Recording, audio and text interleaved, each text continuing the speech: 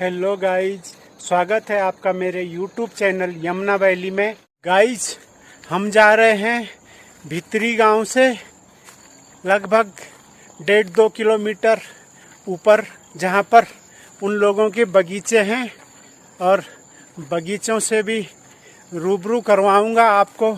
और वहां पर स्थानीय लोगों के द्वारा मुझे बताया गया कि वहां पर है सरताल, बहुत बड़ा ताल है और बहुत ही बड़ा मैदान है, उसमें बना है बहुत ही खूबसूरत ताल। तो दिखाऊंगा आपको। तो गाइस, बने रहिए आप मेरे साथ। गाइस, ये है यहाँ पर हमारे रिश्तेदार भित्री गांव से, जिनकी देखिए ये मेहमानों के सम्मान के लिए कितना सुंदर आयोजन किया गया है।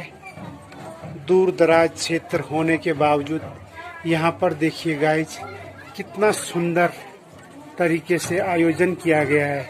ये चेयरें भी लगी हैं गाइज अतिथियों के लिए। और ये देखिए गाइज, बहुत सुंदर डेकोरेशन। और घर देखिए, ये देवदार की लकड़ी से बने हैं गाइज, बहुत ही अच्छे तरह से। और ये कमरे, अभी अंधेरा है इसलिए मैं आपको दिखा नहीं पा रहा हूँ। और ये सुंदर, और ये यहाँ पर देखिए इनकी सुंदर सुंदर फोटो भी लगे हैं। मोदी जी का भी फोटो लगा है, अटल जी का भी लगा है। और ये बहुत सुंदर। गाइज, आपको दिखा रहा हूँ भित्री गांव से 1-1.5 किलोमीटर की दूरी पे, जहाँ पर इन लोगों के बगीचे हैं सेब के, उसके पास में ये है गाइज सरताल।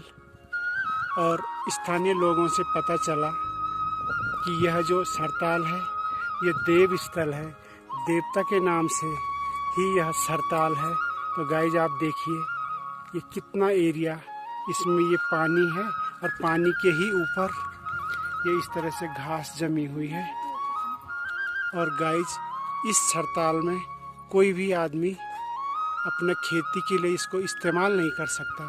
यह सिर्फ देवता के लिए ही रखा गया है और देवता के ही नाम से यह सरताल है। तो गाइस, ये देखिए कितना सुंदर ताल।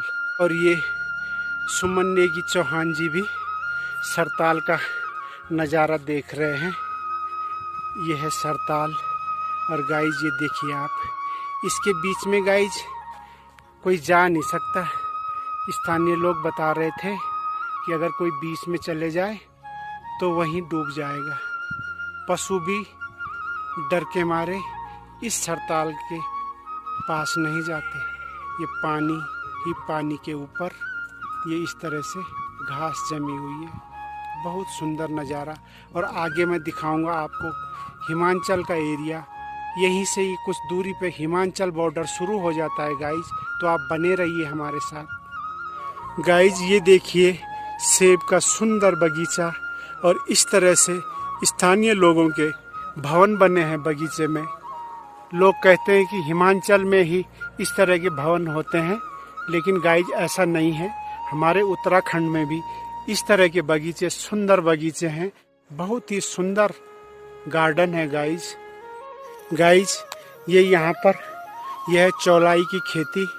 चौलाई इस क्षेत्र में बहुत अच्छी तरह से पैदा होती है गाइज। यहाँ के लोगों का बागवानी और भेड़ बकरी पालन, चौलाई, आलू, यही और राजमा, यही यहाँ की मुख्य फसल है। बागवानी तो नंबर 1 पे है गाइज। बागवानी में सेब नंबर 1 पे है। और यहाँ की जो राजमा है गाइज, वो इतनी टेस्टी और इतने जल्दी पकती है, जितने की टाइम अरहर मलका की दाल को पकने में लगता है, उतनी ही देर में प्रेशर कुकर में यहाँ की राजमा बन के तैयार हो जाती है गाइज। बहुत ही टेस्टी और बहुत ही सुंदर राजमा पैदा होती है गाइज यहाँ पर। गाइज, ये नीचे मैं आपको दिखा रहा हूँ दोणी, जूम करके दिखा रहा हूँ गाइज। ये है गाइज दोणी गांव। और दोणी गांव के पास में ही ये जो गांव दिख रहा है गाइज, ये है सट्टा गांव। और सट्टा के पास में ही दूसरा कौन सा सचिन? ये सामने जो नदी के पार जो दिख रहा है गाइज वो है खन्ना, उधर जो है मछली। और ये जो सामने मैं जूम करके दिखा रहा हूँ आपको, ये देखिए गाइज, ये है मसरी गांव, जो कि भित्री से लगभग कितनी दूरी पे 6-7 किलोमीटर भित्री गांव से मसरी गांव की दूरी है गाइज। और वो सामने कौन सा गांव? बरी। वो बरी गांव है गाइज। और उसके ही पीछे, पहाड़ी के पीछे, डोडरा क्वार, हिमाचल प्रदेश। गाइज ये मैं आपको दिखा रहा हूँ रूपीण नदी। ये है गाइज, जूम करके दिखा रहा हूँ, ये है गाइज रूपीण नदी, जो कि हिमाचल प्रदेश के डोडरा क्वार क्षेत्र से आती है और इसका संगम होता है नेटवाड़ के पास सुपीण नदी से। गाइज रूपीण और सुपीण नदी के बारे में मैंने स्थानीय लोगों से थोड़ा बहुत जानकारी इकट्ठा की है, जो कि मैं आपको शेयर कर रहा हूँ।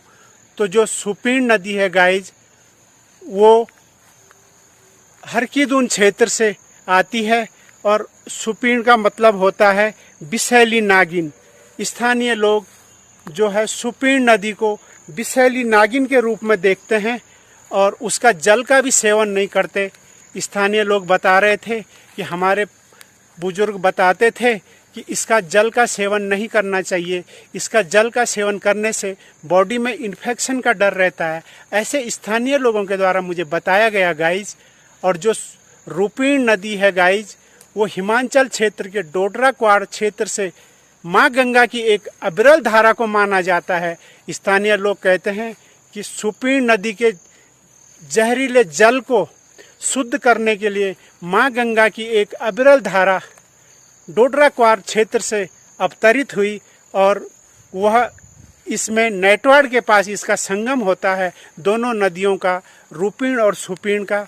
और नेटवाड़ से ही ये दोनों जब एक दूसरे से मिल जाती हैं, उसके बाद इसको टॉस नाम दिया जाता है और उसके आगे इसका जल को सेवन करने से किसी को भी कोई दिक्कत नहीं होती, किसी को कोई इन्फेक्शन नहीं होता, सब लोग उसका जल का सेवन कर सकते हैं। ऐसा गाइज मुझे स्थानीय लोगों के द्वारा बताया गया। और अब आपको दिखा रहा हूँ हडवाड़ी गांव। हडवाड़ी गांव तो गाइज यहाँ से पूरा नहीं दिख रहा है, आगे से दिखाऊंगा। लेकिन यहाँ के सेब के बगीचे, जो हडवाड़ी गांव के सेब के बगीचे, वो जूम करके दिखा रहा हूँ आपको। ये हैं गाइज हडवाड़ी गांव के सेब के बगीचे, जहाँ वो कोहरा लगा है उसके ठीक नीचे। और हडवाड़ी गांव इस ही एरिया के पीछे एक दो ही मकान दिख पा रहे हैं गाइज। ये है सचिन कुंवर, इन्होंने ही हमको पूरा एरिया घुमाया। सचिन कुंवर है, इनके ही सानिध्य में हम पूरा भीतरी गांव का बगीचे में भ्रमण करा और आपके ये सरताल का भ्रमण किया। तो बने रहिए गाइज, आगे क्या क्या दिखाते हैं आपको। गाइज ये देखिए इनकी भेड़ बकरियां, स्थानीय लोगों की भेड़ बकरियां हैं गाइज।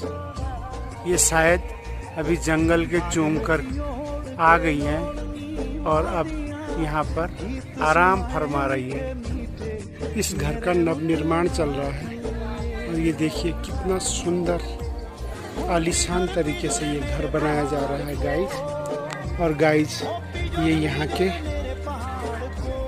भेड़ की ऊन देखिए किस तरह से धुल के सुखाने के लिए डाली हुई है गाइज। ये देखिए बहुत सुंदर घर बन रहा है। सुमन्ने की चौहान गौ माता की छोटी बछड़ी को निहारते हुए देखिए गाइज कितनी सुंदर है ये बछड़ी। ये देखिए गाइज भेड़ की ऊन से स्थानीय लोग किस तरह से बेंडी बनाते हैं, जिससे कि कोट बनाया जाता है, जैकेट बनाया जाता है। यही है वो स्थानीय लोगों की, स्थानीय बुनकरों की मशीन।